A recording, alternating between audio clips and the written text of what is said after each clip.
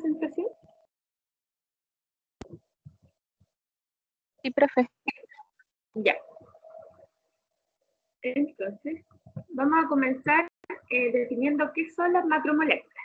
¿Ya? Las macromoléculas son moléculas compuestas por miles o cientos de miles de átomos. ¿Bien? Pueden ser moléculas biológicas o bien sintéticas. Y este término se introdujo a nuestro vocabulario, el vocabulario científico en 1920 por Staudinger, que es un científico al que le otorgaron el premio Nobel en Química. Y en ese entonces él se refería a las macromoléculas como moléculas que pesaban más de 10.000 Dalton de masa atómica, aunque se sabe hoy que pueden pesar mucho más, ¿ya? Las macromoléculas están compuestas entonces por unidades que son más pequeñas y se llaman monómeros, y estos monómeros se repiten hasta formar los polímeros, ¿ya?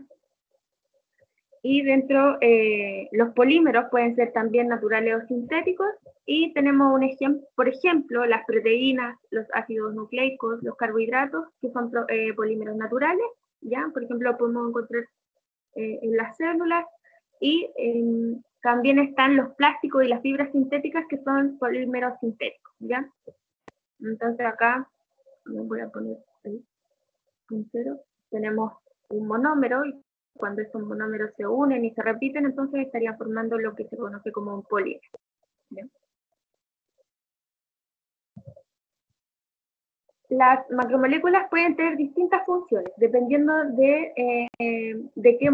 qué macromolécula estemos hablando, ¿ya? Por ejemplo, la glucosa es una macromolécula que es una fuente de energía para los organismos, mientras que, por ejemplo, la macromolécula de ADN es un dispositivo de memoria celular, es decir, va a contener la información genética de una célula, ¿ya?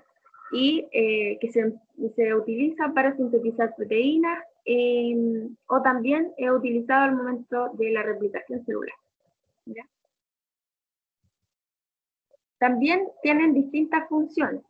Pueden tener funciones estructurales, de transporte, o también pueden actuar como catalizadores. Vamos a hablar más adelante sobre catalizadores. Y las moléculas, las macromoléculas sintéticas, que pueden ser, por ejemplo, el nylon, ¿ya? O el polietileno, son utilizados en la industria para fabricar plásticos o aislantes, ¿ya? En general, estas, como les decía, las macromoléculas están formadas por estos monómeros, y estas unidades macromoleculares más pequeñas van a estar unidas por enlaces covalentes, también por puentes de hidrógeno, o a través de fuerzas de Van der Waals o interacciones hidrofóbicas, ¿ya? Y las macromoléculas se pueden distinguir según, por ejemplo, su estructura, ¿ya? Hay macromoléculas lineales que donde los monómeros se van a ver de esta forma, ¿ya? Y van a formar entonces cadenas largas que se van a repetir, los monómeros se van a ir repitiendo en una cadena larga, y van a estar unidos entre sí por la cabeza y la cola, ¿ya? Y también hay macromoléculas ramificadas, donde cada monómero se va a unir a otras cadenas y van a formar ramas. Por ejemplo, este es un monómero de un polímero ramificado, que va a tener como una forma de árbol, ya se van a unir y se van a formar unas ramitas. Entonces, van a tener diversos tamaños también, y van a estar puestos a distintas distancias de una cadena principal, ¿ya? Y también se pueden clasificar las macromoléculas según la forma en que estén compuestas, ¿ya? Pueden haber macromoléculas que se conocen como homopolímeros, que van a estar formadas por un solo tipo de monómero, que se va a repetir a través de la estructura, ¿ya? Por ejemplo, en este caso, los homopolímeros van a ser el mismo monómero, mientras que los copolímeros van a estar formados por más de un tipo de monómero, como se muestra acá en este caso. Como les decía, las macromoléculas pueden ser naturales o sintéticas, ¿ya? Entonces, en el caso de las macromoléculas naturales, Estas pueden ser compuestos que son específicos y que van a tener funciones que son vitales para el organismo. Por ejemplo, yo ya les había mencionado que los carbohidratos funcionan como un insumo metabólico, ya que puede ser transformado en energía, o bien también hay moléculas estructurales como son los lípidos, ya que pueden formar, por ejemplo, la membrana de la célula, la membrana plasmática, ¿ya?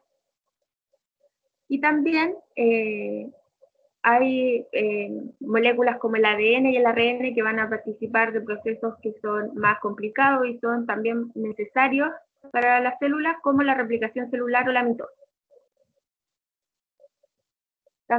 Algunos ejemplos simples que son macromoléculas naturales, por ejemplo, el almidón, la celulosa, perdón, el glucógeno, la fructosa, la glucosa, o la lignina que está presente en la madera. Todo eso son macromoléculas naturales. Y en el caso de las macromoléculas sintéticas, son aquellas que se van a sintetizar artificialmente mediante procesos químicos ya que son controlados, y en ese caso se juega con la composición de las moléculas según se requiera, ¿ya? Estas macromoléculas son importantes, por ejemplo, en la industria petroquímica y los derivados del petróleo, donde se obtiene, por ejemplo, la mayoría de los plásticos, como el PVC, ya que son utilizados, por ejemplo, en las instalaciones eléctricas. También son importantes para las fibras sintéticas, como el nylon. Disculpa, ¿me querías decir algo? ¿O poner? Y también hay materiales que se utilizan en tecnología más avanzada, que son estructuras que se conocen como nanotubos de carbono. ¿Bien? En el laboratorio hay distintas formas de poder detectar macromoléculas, ¿ya? Macromoléculas naturales. Y algunos de los test que se ven, que se pueden hacer en las prácticas en el laboratorio, son el test de Biuret, la prueba de Molich, el test de Lugol y el test de Sudan, ¿ya? En el caso del test de Biuret, este es un método que se usa para determinar si lo que se está analizando contiene proteínas o proteínas, ¿ya? Y se basa en una reacción del sulfato de cobre, ¿ya? Con compuestos que van a tener 2 o más enlaces péptidos, ¿ya? En un medio alcalino. Y lo que se genera es un color violeta, ¿ya? Y la intensidad del color va a depender de la cantidad de enlaces que haya en la muestra. Entonces, los aminoácidos y dipéptidos dan una reacción negativa porque en el caso de los aminoácidos no hay un enlace, ¿ya? O sea, son las subunidades de una proteína. Y los dipéptidos es solo un enlace que se estaría identificando, por lo tanto, da una reacción negativa, porque es muy bajo, la reacción no se produce como en gran cantidad, ¿ya? Lo que se utiliza acá en el test de Biuret es el hidróxido de sodio, que lo que genera es un medio alcalino, ¿ya? Y se usa el sulfato de cobre, que va a formar un complejo con el enlace peptídeo, ¿ya? Entonces, los electrones de oxígeno y nitrógeno que van a estar libres en el enlace se unen al cobre y eso es lo que genera un color violeta, ¿ya? En el caso de la prueba de Molich, se utiliza entonces ácido sulfúrico en una reacción de deshidratación del monosacárido, ¿ya? Esta prueba es para evaluar la presencia de carbohidratos, ¿ya? Y se utiliza también el alfa-naftol para una reacción de condensación del purpural, que es un compuesto del carbohidrato, ¿ya? Y lo que sucede en esta reacción es que hay un proceso de hidrolización de los polisacáridos, ¿ya? Y de los disacáridos, que esta reacción la genera el ácido sulfúrico, entonces los disacáridos o polisacáridos los lleva hasta monosacáridos, es decir, rompe los enlaces. Entonces, estos monosacáridos que se generan reaccionan con el alfa-naftol, que es otro reactivo, y eso genera un color púrpura también, ¿ya? O morado. ¿Sí? Entonces, como estos monómeros van a, junto con el alfa-naftol, van a producir un complejo morado, que se ve como un anillo en el tubo de ensayo, ¿ya? Desde acá, no se ve muy bien, pero es un anillo que se forma de color violeta, y de esta forma se reconoce que en la muestra hay carbohidratos, ¿ya?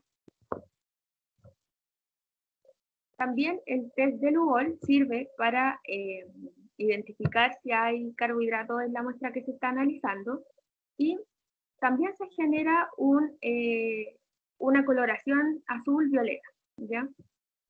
Y lo que sucede en esta reacción es que el Lugol contiene yodo y yoduro, ¿ya? Y este compuesto se intercala en la molécula de almidón y se genera esta coloración, ¿ya? No es en sí una reacción química, sino que hay una modificación en las propiedades físicas de la molécula del almidón, ¿ya? Y por último, el test de Sudán. En este caso, se utiliza para la identificación de lípidos, y lo que va a suceder es que los lípidos se van a volver de color rojo anaranjado, ¿ya? Y esto se debe a que el Sudán 3, que es el colorante que se utiliza, es un colorante lipofílico, ¿ya? Que se va a solubilizar en las grasas, y debido a esta afinidad que tiene con las grasas, va a hacer que aquellas mezclas que tengan lípidos se vuelvan de este color rojo, y de esta forma se puede determinar que la mezcla que se está identificando contiene lípidos, ¿ya? Si estuviéramos en el laboratorio, lo que tendríamos que hacer para realizar estas test o pruebas de detección sería, en el caso del protocolo del test de Blue, tendríamos que añadir 3 ml de albúmina de huevo. Bueno, esta es una de las formas en que podríamos identificar proteínas, ¿ya? Idealmente sería esto lo que ustedes harían en el laboratorio. Entonces, la idea sería tener en un tubo de ensayo, ¿no?, agregar albúmina de huevo, que como ustedes saben, la albúmina tiene muchas proteínas, ¿ya?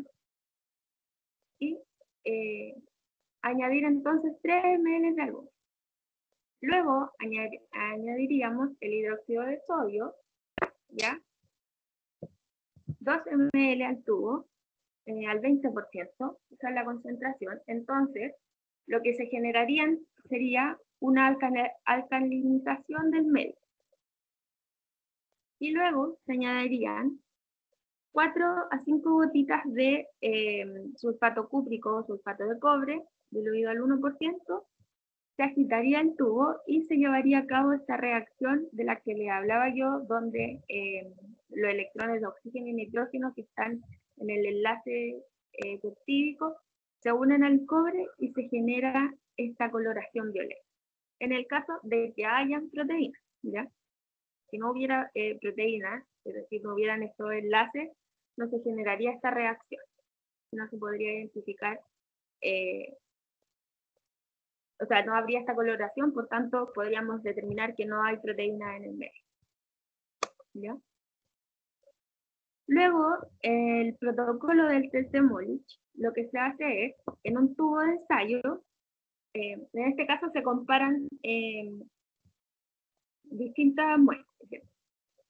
Por ejemplo, en un tubo de ensayo se adicionan 2 ml de solución de almidón, ¿ya? Y también 2 ml de glucosa en otro tubo. Luego, en ambos tubos se 3 gotas de solución alcohólica de aftanaptol, que yo les decía que el aftanaptol se va a unir a los monosacáridos, ¿cierto? Y luego se va a agregar, luego de agitar los tubos, se va a agregar el ácido sulfúrico, ¿ya? Que va a romper entonces los enlaces del polisacárido. Y finalmente, lo que se hace entonces es observar si hay esta formación del anillo color violeta, ¿ya? Que va a dar cuenta de la reacción entre el aftanaptol y los monosacáridos, ¿ya? Chicos, ¿hay consulta hasta ahora con los métodos que hemos visto de identificación de macromoléculas?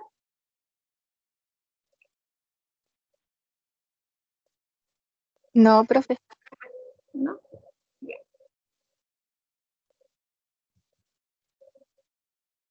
Luego, en el test de Lugol, que también se nos permite identificar un carbohidrato,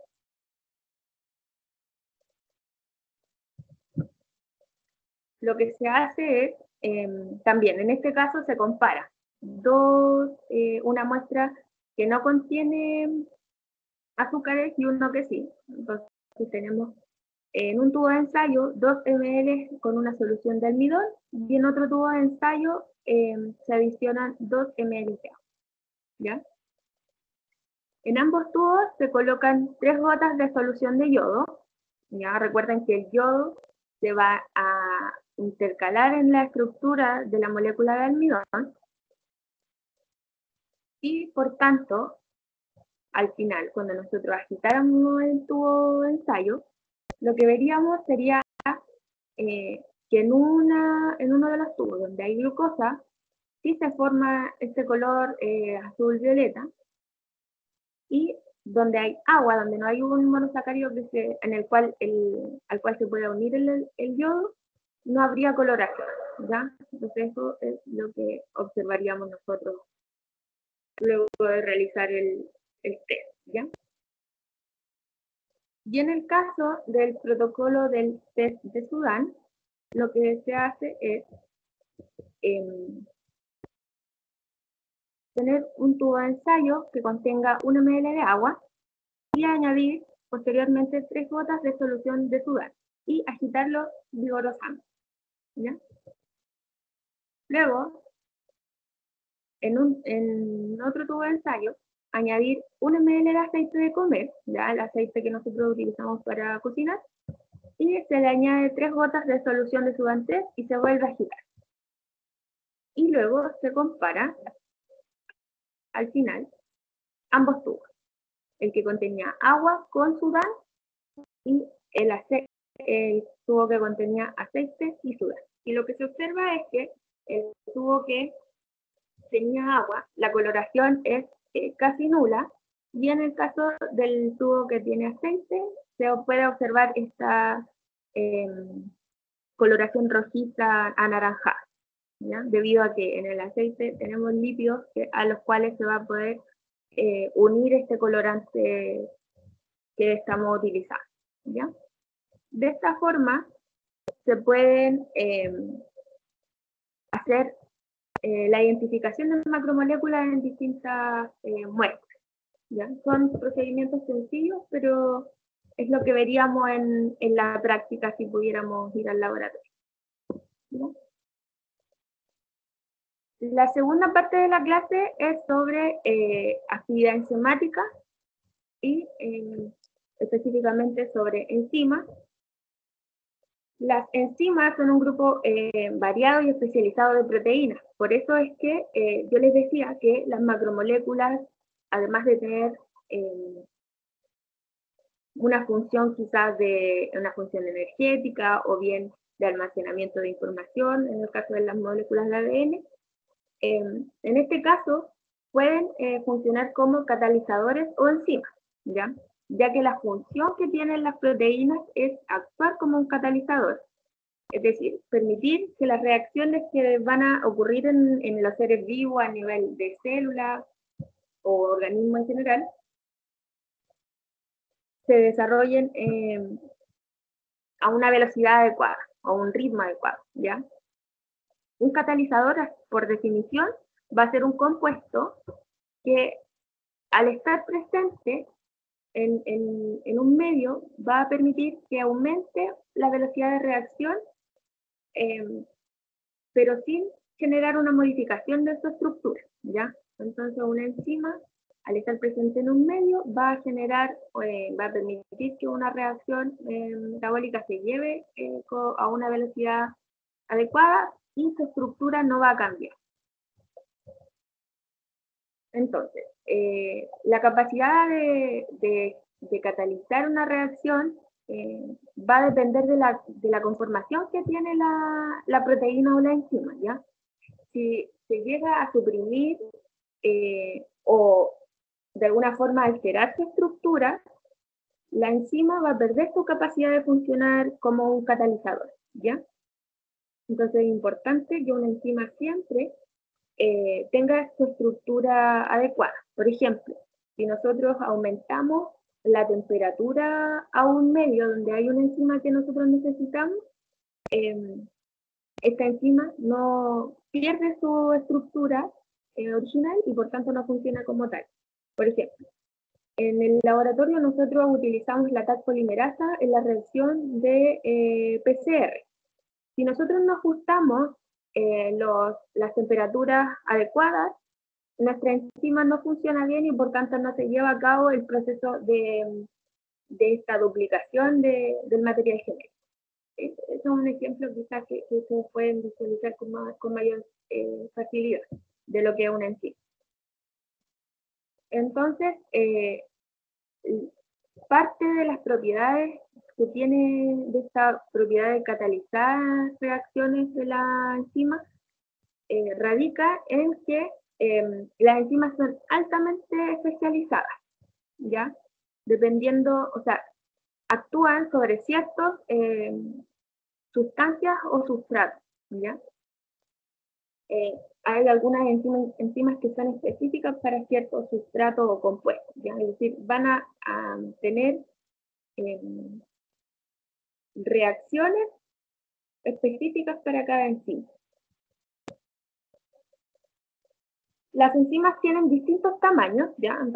Porque son proteínas y su conformación es distinta, y también requerimientos, es decir, para funcionar van a necesitar distintas cosas. Algunas van a necesitar, por ejemplo, solo su estructura que esté como originalmente es, mientras que otras necesitan de la presencia de un cofactor. Un cofactor puede ser un ion inorgánico como el hierro, el magnesio, el manganeso, el zinc, ¿ya? O una molécula orgánica que sea más o menos compleja que la proteína en sí y que va a estar unida covalentemente, ¿ya? En este caso se llama un grupo prostético, y si establece uniones que son más débiles con la enzima, se denomina coenzima, ¿ya? Entonces, muchas vitaminas también pueden funcionar como coenzimas, y cuando la enzima completa va a estar unida a su cofactor, se le va a denominar holoenzima, ¿ya? Acá, por ejemplo, acá se visualiza la enzima y este cofactor, que puede ser un ion orgánico o una molécula orgánica, y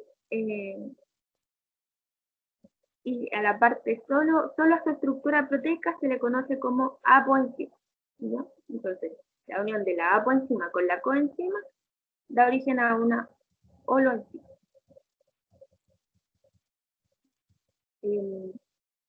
Para clasificar las enzimas en un principio, se utilizaron nombres que hicieran referencia al órgano o al tejido donde se descubre la proteína, o bien el sustrato o la actividad que desarrolla. Y también se les añade el sufijo, es decir, al final de su nombre se le agrega la palabra asa para darle su nombre final. Por ejemplo, La pepsina, que su origen viene de péptico o relativo a la digestión. Es un caso donde se hace referencia al órgano del tejido donde se descubre, y un ejemplo del sufijo asa es la ureasa, ¿ya? Que es una enzima que se encarga de catalizar la hidrólisis de la urea, ¿ya? Entonces, por tanto, se le agrega, se conserva el nombre de urea y se agrega el sufijo asa, ¿ya?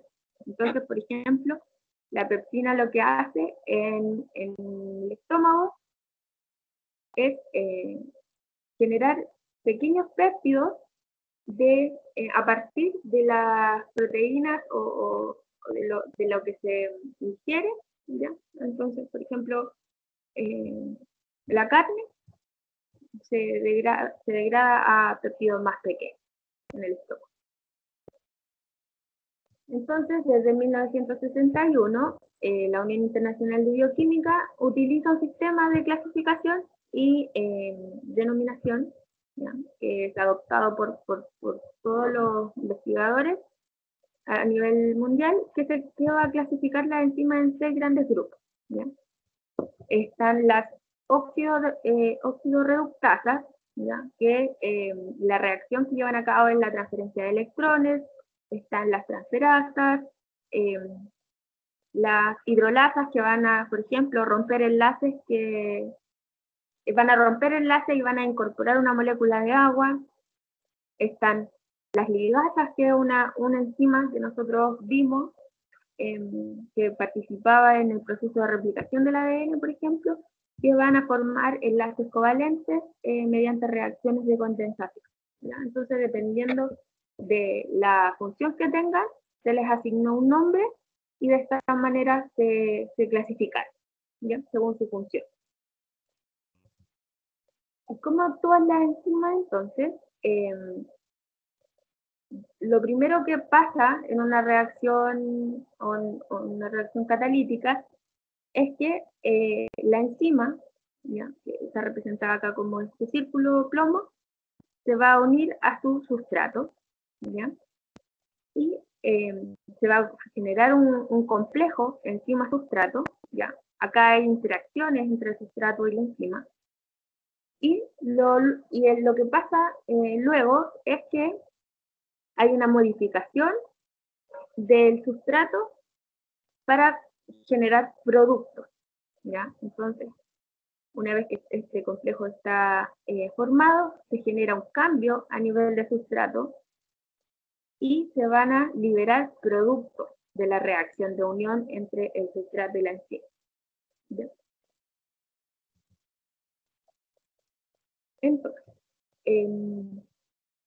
la molécula o moléculas que se van a modificar, entonces el sustrato, ¿ya? Nosotros conoceríamos como sustrato, se van a poner o se va a situar en una región que es concreta, es decir, siempre es la misma región de la enzima, ¿ya? Que se va a denominar sitio activo. Entonces el sustrato se va a unir al sitio activo de la enzima, ¿ya? Siempre va a ser el mismo lugar el que va a reconocer el sustrato o la enzima para unirse al sustrato. Va a ser siempre a través del sitio activo. Entonces, esta zona, el sitio activo, es responsable de tanto la especificidad, ¿ya? Es decir, qué tan específico es la función de la enzima y de su acción catalizadora, ¿ya?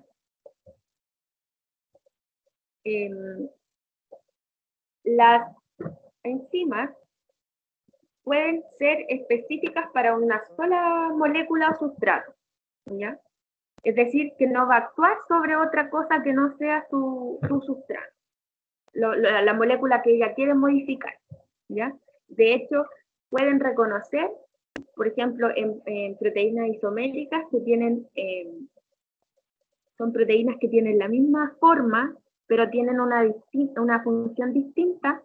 Las enzimas que son altamente específicas son capaces de distinguir entre este tipo de moléculas tan parecidas, ¿ya? Y las menos específicas pueden catalizar reacciones con moléculas que son similares, ¿ya? Entonces, como ya les decía, la interacción que se da entre la enzima y el sustrato se da a través de enlaces que son débiles, pero aún así, mientras más enlaces se formen entre la enzima y el sustrato, mayor es la especificidad con la que va a actuar la enzima y por tanto mayor es la capacidad de discriminar entre moléculas que tiene la enzima, ¿ya? Hay un modelo a través del cual se explica la acción de una enzima que se conoce como el modelo de la llave y la cerradura, que fue establecido por Fischer en 1890, ¿ya? Que, como les decía yo, es un modelo que explica la especificidad de la enzima, según el cual el centro activo y el sustrato presentan morfologías que son complementarias. Entonces, que les van a permitir encajar como si fuera una llave y una cerradura, ¿ya? Entonces, acá se muestra el modelo. Hay, entonces, la enzima tiene una cerradura y el sustrato va a actuar como una llave. Y una vez que se unan, se va a dar esta complementariedad.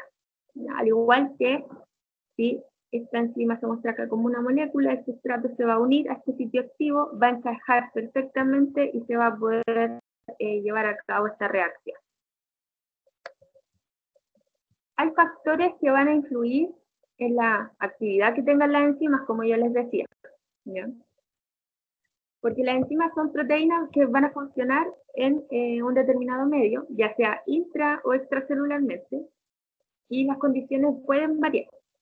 Por lo tanto, el nivel de actividad que tenga la enzima se puede ver modificado a lo largo del tiempo, ya que estos factores varían siempre.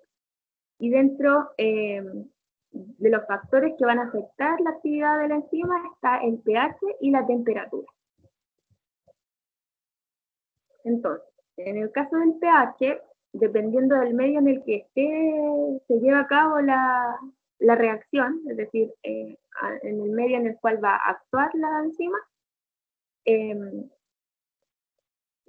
tiene que tener una conformación, es decir, una estructura que sea adecuada, ¿ya? Y una vez que la enzima esté en un medio que le permita tener una conformación adecuada, se va a llevar a cabo la actividad máxima, ¿ya? Es decir, va a poder actuar de la manera correcta y realizar de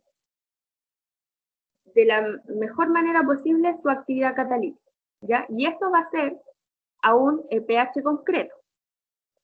Y ese pH recibe el nombre de pH óptimo. Entonces, cada enzima tiene un pH óptimo al cual va a actuar.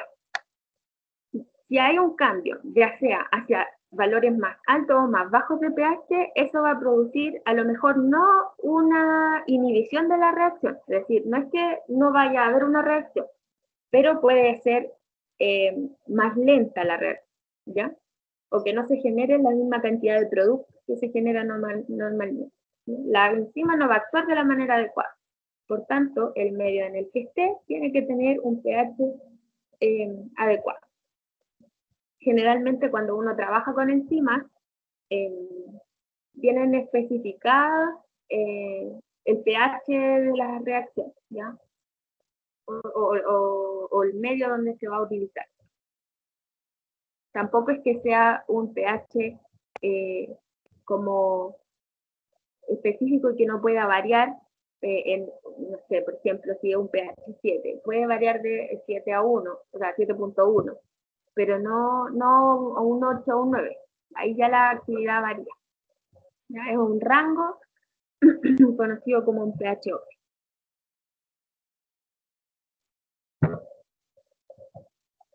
Y, por ejemplo, la peptina gástrica, que es una enzima digestiva, tiene un pH óptimo que está alrededor de 2, ya que el medio estomacal es un medio que es ácido. Entonces, por eso ese va a ser su pH óptimo, ¿ya? Y en el caso de la tripsina, que es una enzima que está en el intestino delgado, esta enzima tiene un pH óptimo que es aproximadamente 8, ¿ya? Y ese es el pH al cual va a actuar de la manera más óptima, ya que va a tener una actividad enzimática más alta, ¿ya? Pero si nosotros modificáramos el pH, por ejemplo, si a la tripsina le bajáramos el pH a 2, posiblemente ahí no se llevaría a cabo una reacción, porque la variación de pH es mucho, ¿ya? O si pusiéramos la tripsina gástrica en un pH 8, ¿ya? No, quizás su actividad catalítica no sería llevada a cabo. Y también, en el caso de la temperatura, como yo les decía al principio, cuando hay un aumento de la temperatura, casi siempre cuando se lleva a cabo un aumento de la temperatura hay un aumento en la velocidad de cualquier reacción química, pero en el caso de las enzimas experimentan una desnaturalización, es decir, hay un cambio en su estructura y se pierde su capacidad, su función, ¿ya? Como les decía yo, empiezan a actuar quizás más lento, o bien dejan de funcionar. Y en este caso, es difícil entonces establecer también una temperatura óptima, al igual que en el pH, ¿ya? Entonces, lo ideal es que haya una temperatura óptima, pero es difícil establecer, ¿ya? Por ejemplo, una proteína o una enzima va a tener su actividad máxima a un pH 7, ¿ya? Y la velocidad va a ser esta la máxima. Pero esto también hay que considerar una temperatura, ¿ya? Si la temperatura no es la adecuada acá, aunque esté a un pH 7, la reacción se va a llevar no a la misma velocidad que se llevaría normalmente. Y en el caso de la determinación de la actividad enzimática, uno de los experimentos que se puede hacer en el laboratorio es el reconocimiento de una enzima llamada catalasa sobre agua oxigenada. La catalasa es una enzima que está presente en tejidos tanto animales como vegetales y su función es catalizar la reacción de la descomposición del agua oxigenada, que es 2H2O, 2, ¿ya? Y la descompone liberando oxígeno, que nosotros vamos a poder visualizar como la formación de muchas burbujas, en este caso en el tubo de ensayo, ¿ya? Para esto, para realizar este experimento, lo que se hace es utilizar agua oxigenada, ¿ya? Acá dice de 20 a 30 volúmenes, pero nosotros utilizaríamos un volumen más bajo, tubos de ensayo y material de origen animal, ya sea, por ejemplo, trozos de hígado fresco, que podría ser una panita de pollo, por ejemplo, y también material de origen vegetal, que puede ser una manzana. Entonces, lo que se hace es preparar 4 tubos de ensayo distintos, A, B, C y D. En A y B pondríamos hígado de pollo, ya, crudo, y otro tubo tendría hígado de pollo cocido, respectivamente. En C y D tendríamos un trozo de manzana cruda y un trozo de manzana cocida. Como les decía yo, la catalasa va a estar presente tanto en el hígado como en este caso también la manzana, ¿ya? En el tejido vegetal. Y luego lo que se hace es agregar al tubo 5 ml de agua oxigenada, ¿ya? Le agregan y se observan las burbujas. Pero pasa que hay una diferencia entre ambas muestras, ¿ya? Porque, ¿cómo creen ustedes que ustedes creen que la reacción entre el hígado de pollo crudo y el hígado de pollo cocido se originaría la misma reacción?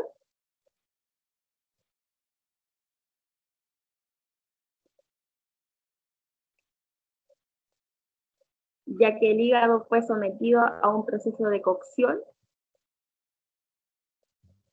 Bueno, y en el caso de la manzana también.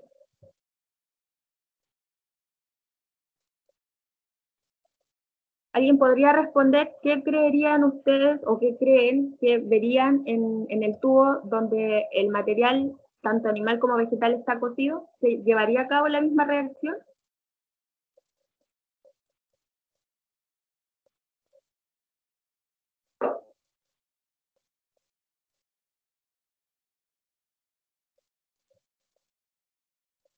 Chicos, ¿a nadie se le ocurre una respuesta? Yo creo que no. Ya, ¿tú crees que no? ¿Por qué crees que no? No sé si tiene que ver, pero lo que se me ocurre es que al estar cocido quizás tenga como más ventaja, no sé. Ya, está medianamente bien tu respuesta. La reacción no es la misma, ¿ya? No va a ser la misma. Nosotros veríamos esta reacción en la carne cruda y en la manzana cruda, ¿ya? ¿Por qué? Porque la proteína que está presente, tanto en la carne como en la manzana, tiene su estructura normal, ¿ya? Pero si nosotros sometemos el material biológico a altas temperaturas para cocerlo, lo que sucede es que eh, hay una descomposición de la forma de la proteína. Por tanto, esta reacción que lleva a cabo la catalasa, que es eh, el agua oxigenada, la catalasa presente en el tejido, cuando entra en contacto con el agua oxigenada, va a generar entonces liberación de oxígeno, ¿cierto? Y nosotros vamos a ver las burbujas. Pero si nosotros sometemos a altas temperaturas la carne o la manzana, la enzima va a perder su actividad, por tanto, cuando esté en contacto con el agua oxigenada, no se van a generar burbujas, ¿ya? Eso es lo que va a suceder eh, en este experimento, ¿ya?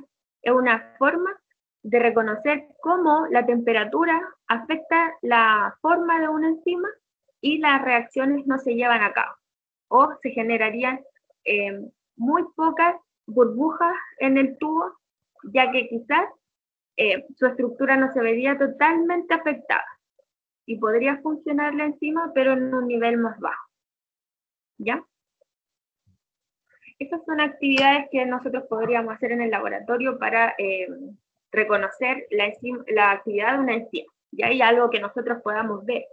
¿Ya? Por ejemplo, como les hablaba yo delante, para detectar macromoléculas, las detectamos a través de colorantes. ¿Ya? Si nosotros asociamos la presencia de un color a la presencia de la macromolécula. Y en este caso podemos ver cómo la generación de burbujas a nosotros nos dice que hay una enzima que está generando esta reacción. ¿Ya? Y que cuando nosotros alteramos su forma, la enzima ya no funciona adecuadamente, ¿ya? Porque estamos alterando uno de los factores importantes en su funcionamiento, que es la temperatura. ¿Dudas, consultas, chicos, comentarios?